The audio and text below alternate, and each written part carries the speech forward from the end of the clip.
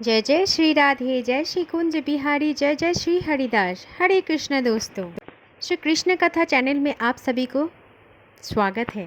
आज फिर से लेके आई हूँ आप सभी के लिए एक सुंदर सी जानकारी।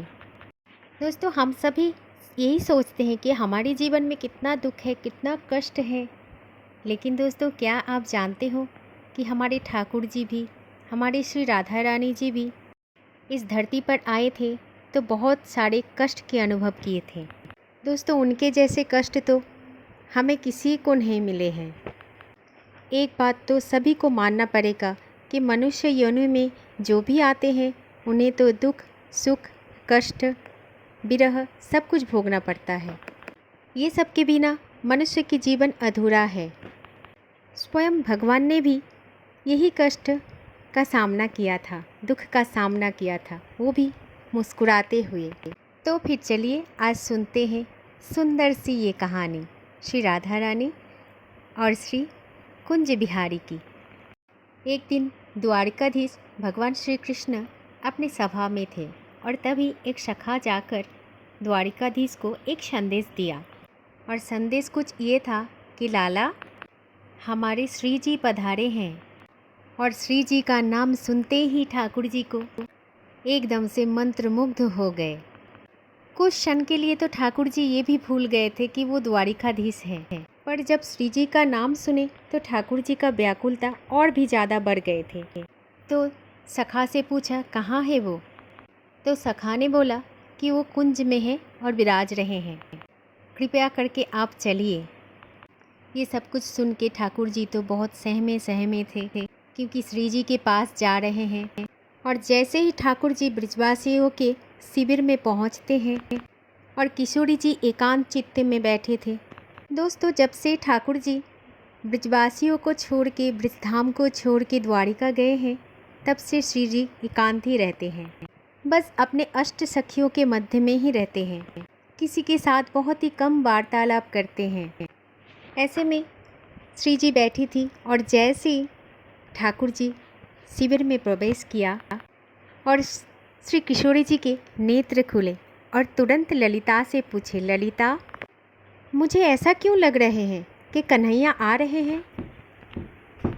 तब ललिता श्री जी को बोला, नहीं, कन्हैया अभी क्यों आएंगे?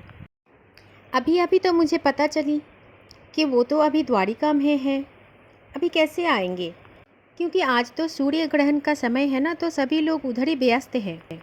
आज तो द्वारिका में बहुत बड़ा पूजा अनुष्ठित हो रहा है, वो तो आज बहुत व्यस्त हैं। लाडली जो, आज वो कैसे आएंगे? फिर किशोरी जी ललिता को बोली कि ललिता, मुझे तो उनकी तन की सुगंध आ रही है और इस समय समस्त ब्रह्मांड में जो आभा मंडल वायु बह रहे हैं मेरे मन के अंदर, उसमें बस ठाकुर जी की खुशबू आ रही है, वो चंदन की खुशबू। मुझे तो पूर्ण विश्वास है कि अभी श्याम सुंदर अंदर पधार रहे हैं। और इतने में ही शिविर का जो कपाट था वो खुल गया और वहाँ पर द्वारिकाधीश श्री कृष्ण ने प्रवेश किया।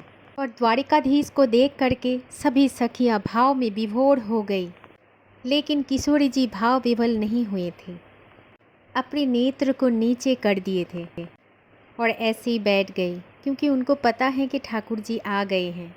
पर किशोरी जी ये नहीं सोच पा रहे थे, मैं देखूं कैसे, पहले कौन सी अंग को देखूं, मेरे श्याम सुंदर के, मेरे गिरिधर के, क्योंकि आज तो 100 वर्षों की प्रतीक्षा की समाप्त हुई। मैं क्या चरणों को देखूं, हस्त कमल को देखूं, मुखमंडल को देखूं, कहाँ से मैं देखना प्रारंभ करूं अपने ठाकुर जी को? ठाकुर जी जहाँ पर खड़े हैं वहाँ से श्री जी अपने मुख को घुमा के बैठे हैं। श्री जी बस यही गहरे सोच में डूबे हैं कि कैसे मैं ठाकुर जी को देखूं, किस अंग को पहले देखूं। जब ललिता विशाखा को थोड़ी सी सुध आई तो श्री जी के बगल में स्थान था, वहाँ पर ठाकुर जी को विराजमान करने के लिए इत्र का छिड़काव किया, गुलाब जल का छिड़काव किया, गुलाब की पंखुड़ी को बिछाया, सिंहासन बनाया और ठाकुर जी को बोला, आओ लालन, आओ हमारे कान्हा, आप इस सिंहासन पर विराजो। फिर ललिता और विशाखा को ठाकुर जी बोले, नहीं, और ठाकुर जी सबसे पहले अपना मुकुट को उतारकर श्री जी के चरणों पर रखें और श्री जी के सिंहासन पर ठाकुर जी माथा टेक के श्री जी के चरणों में विराजमान हो गए। इसके बाद स्वयं द्वारिकाधीश ने कोमल जैसे हाथों से श्री जी के मुख को अपनी ओर करते हैं। ठाकुर जी श्री जी को देखकर बोलते हैं, प्यारी जू, जब जब मैं तुम्हारा मुख देखूं तब तब ही मुझे नया नया सा लागे। हे श्यामा जू, वैसे तो आप द्वारका में भी निरंतर हमारे चित्त में विराजमान हैं। आपकी वो रूप की मैं कैसे वर्णन करूं। हर बार आपकी नया नया रूप मुझे दिखता है। स्वामी श्री हरिदास जी भी बोलते हैं कि प्यारी जू, जब जब मैं देखूं तेरे मुख मुझे नयो नयो लागे। ऐसे करके भगवान श्री कृष्ण राधा जी को आपको देखकर ऐसा लगता है कि मैंने आपको पहले कभी देखा ही नहीं हूँ। ये आपका कोई नया रूप है। रूप तो श्री जी आपका वैसा ही है, लेकिन बाकी कांति जो है आपका हर बार मुझे नया नया दिखता है। ऐसे बोल के ठाकुर जी श्री राधा रानी जी जू की रूप की बलाइयाँ ली। हे श्री जी, कोटि कोटि चंद्रमा से भी अगर मैं आपकी बलैयाँ उतारूं तो भी आपके रूप के सामने सब कुछ फीका लगता है। ऐसे मधुर सी स्वरूप है श्री जी आपकी। और जैसे श्री जी का मुख ठाकुर जी अपनी ओर किया, वैसे ही श्री जी का नेत्र ठाकुर जी के नेत्र से मिले और श्री जी भी अपने सिंहासन से नीचे उतरकर बैठ गए ठाकुर जी के पास। और विराजमान होने के बाद श्याम सुंदर से बोलते हैं, हे श्याम सुंदर, आप तो 100 वर्ष की प्रतीक्षा के बाद ही आए हो, कुछ नहीं दोगे मुझे? फिर ठाकुर जी बोले, श्री जी, आप जो भी मांगोगे मैं वही देने के लिए तैयार हूँ। आप तो बस आज्ञा करो एक बार, क्या चाहिए आपको? तब श्री जी ने बोला ठाकुर जी को कि ठाकुर जी, जिस दिन आप व्रत छोड़कर गए थे तब हमसे एक वचन लेकर गए थे। वो वचन था कि हे सामाजू, एक अश्रु यदि आपके नेत्र से पृथ्वी पर गिरा तो मैं उसी समय ही अपने लीला संवृत करके प्रस्थान कर जाऊंगा। यदि आप चाहते हो कि आगे की लीला इसी तरह से व्यवस्थित संवरण हो तो फिर मुझे आप ये वचन दीजिए कि एक अश्रु भी आपके नेत्रों से नीचे पृथ्वी पर नहीं गिरना चाहिए। अगर आपकी एक अश्रु बिंदु भी पृथ्वी पर गिरा तो पृथ्वी पर प्रलय आ जाएगा। तो ठाकुर जी, आपकी वही वचन को निर्वाह करते हुए आज 100 वर्ष हो गए, एक अश्रु बिंदु भी मेरे नेत्रों से नहीं आई हुई है।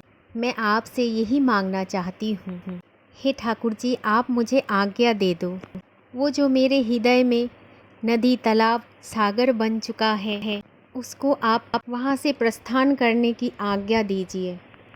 हे ठाकुर जी, मुझे रोने की वरदान दीजिए, मैं थोड़ा सा रोना चाहती हूँ। दोस्तों, 100 वर्ष से श्री जी ने 2 कार्य नहीं किए थे। एक तो श्री जी 100 वर्ष तक सोई नहीं थी और अपने नेत्र से एक अश्रुबिंदु भी प्रकट नहीं किया था। और आज जब 100 वर्ष के बाद ठाकुर जी आए श्री जी के पास, तो ठाकुर जी से बस यही निवेदन है श्री जी की कि आप आज्ञा करो हे भगवान। और श्री जी का इस बात को सुनकर ठाकुर जी भाव विभल होकर श्री जी को अपने हृदय से लगा लिया। इस समय चिन्मय चैतन्य स्वरूप ठाकुर जी और श्री जी एक दूसरे में विलीन हो गए। ऐसी रूप देखकर सब सखियां आनंदित हो गए। ठाकुर जी के द्वारिकाधीश को रूप को धुला करके आप तो वृंदावन चंद के रूप में विराजमान हो गए।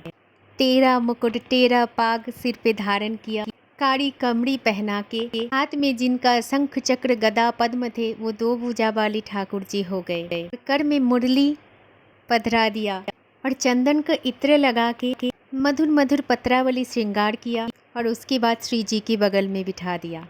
आज तो द्वारिकाधीश साक्षात कृष्ण रूप में दिख रहे हैं। सब सखियां और सहचरिया भगवान के इस रूप को देख के कह रहे हैं, लाला, हमने तो 100 वर्ष पहले की रूप को देख करके आज तक जीवित रहे हैं। आज की आपकी ये रूप को देख करके आगामी 100 वर्ष तक आपको ना देखूं तो भी रह लेंगे। बस आज आप दिख गए, यही हमारे लिए बहुत बड़ी बात है। श्री जी ने भी ठाकुर जी को बोला, मैं हूँ तो दासी नित्य तिहारी। दोस्तों, ऐसे ही भगवान भी अपने धर्म के लिए सब कुछ एक के बाद एक छोड़ते गए, जो बात हम और आप सोच भी नहीं सकते। 100 वर्ष तक हमारी श्री राधा रानी, श्री श्यामा जी ने भगवान के लिए अपेक्षा की थी। उनकी अपेक्षा में उनकी आंखों से एक भी अश्रु बिंदु भी नहीं गिरे थे। 100 वर्ष तक उन्होंने सोया भी नहीं थी। तो ऐसे है हमारी श्री जी, ऐसे ही है हमारी भगवान श्री कृष्ण की आह्लादिनी शक्ति श्री राधा रानी जी। दोस्तों, इस दिन के बाद भगवान श्री कृष्ण ने श्री राधा रानी जी को एक वचन दिया था। वो वचन है, इस बार मैं जा रहा हूँ कुछ दिन के लिए और अपनी लीला को समाप्त करके हम यही ब्रजधाम में निधिवन में विराजमान होंगे। तो अभी भी वहाँ पर स्वयं भगवान श्री राधा रानी और उनके गोपियों के साथ आज भी निधिवन में रास लीला करते हैं। आज भी कभी भी आप वृंदावन जाओगे तो निधिवन में राधा रानी और भगवान को आप ज़रूर मिल पाओगे, लेकिन आपके मन की आँखें होना चाहिए जहाँ से आप उन्हें देख पाओ। वैसे तो कहते हैं हर भगवान हर कोने में विराजमान है। आप अभी भी आंखें बंद करके उनका ध्यान करोगे तो अभी भी आप उनको देख पाओगे। ऐसे ही भक्त और भगवान के संबंध। वीडियो अच्छी लगी तो एक शेयर कर देना, ताकि आपकी एक शेयर से ये जानकारी सभी में पहुंच पाए। दोस्तों, फिर आएंगे कुछ नए और सुंदर सी कृष्ण कथा के साथ। हरे कृष्ण। जय जय श्री राधे, जय जय श्री कुंज बिहारी, जय जय श्री हरिदास।